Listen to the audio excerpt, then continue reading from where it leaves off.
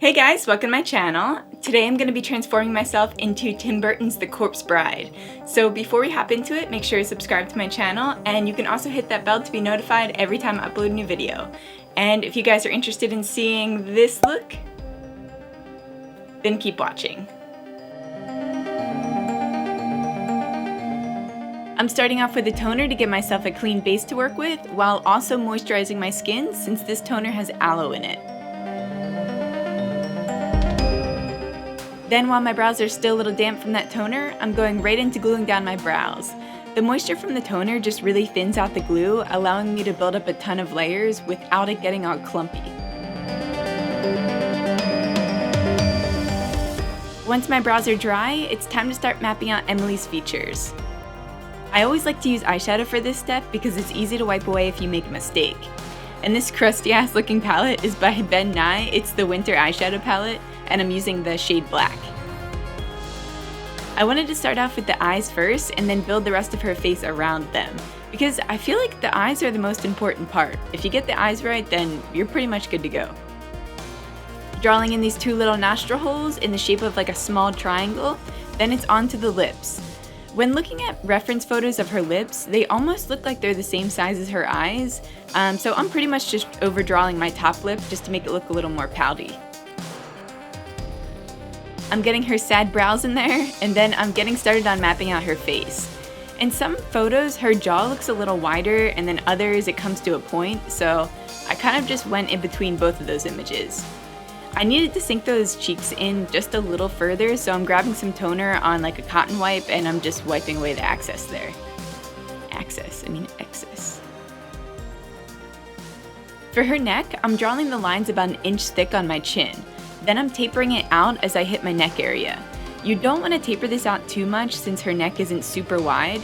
I pretty much just stopped at my collarbones, which actually lined up perfectly with her collarbones, so I got lucky with that one. I'm drawing on the bust of the dress, roughly making it look ripped at the edges, and then I'm mapping out her arms. Well, arm, I guess. The other and bone arm. I don't know. Now that everything's laid out, it's time to paint. I used the MAC Chroma Cake for this, which is just a little bit more pigmented than standard paint. Then moving on to her body, I'm using the light blue shade from the Mehren Paradise palette. When used with a small brush, these paints have next to no streaking and they're crazy pigmented.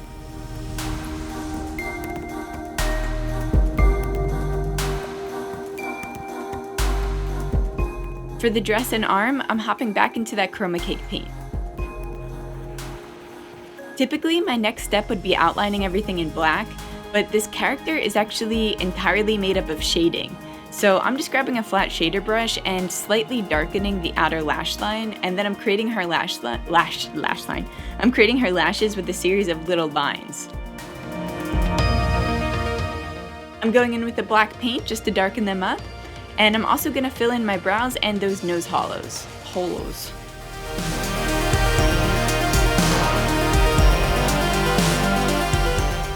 To add a touch of highlight to the areas that I want to look raised, I'm just going in with a white paint, and then to intensify it just a little more, I'm using the shade Crown from the Queen of Hearts palette.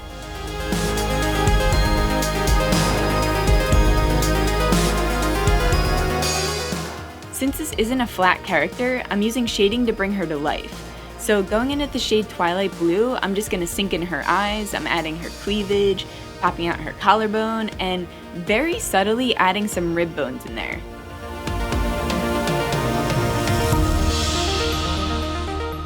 Now it's on to the fun part. We're going to fill in the hair. I'm starting out by using this cobalt blue shade from the Mehren Paradise palette, and then I'm going into a darker blue just to tone it down and create that textured look. Her hair is very matted together and almost looks dread-like, so I'm trying to reflect that as much as possible.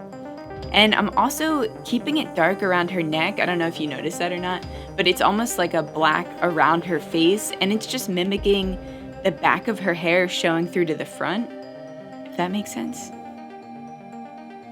Now, to make sure that I get that perfect lip color, I'm going in with two different shades of pink, so it's just the light pink and the dark pink. And also, you don't want to forget to cover your ears. That's important. For some final touches, I'm just going in and adding a brow bone highlight.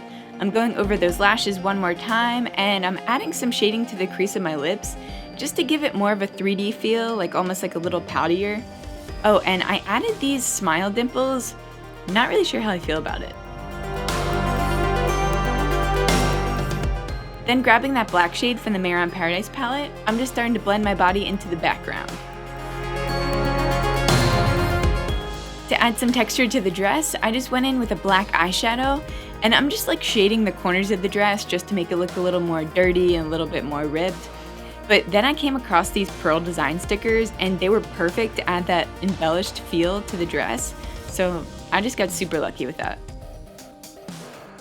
To keep the illusion, I'm just plugging at my nose with some tissue, and then I'm painting it to blend in.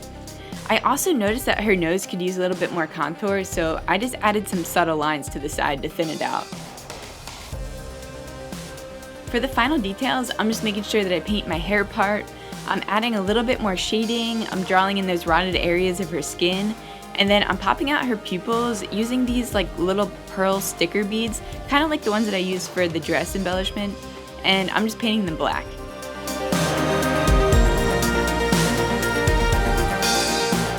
And that's the finished look, guys. Let me know what you think in the comments down below. I had so many requests for this look, so I hope that you guys loved it. If you did, make sure to give me a thumbs up, and you can also hit that bell to be notified every time I upload a new video. Thank you guys so much for watching, and as always, stay creative.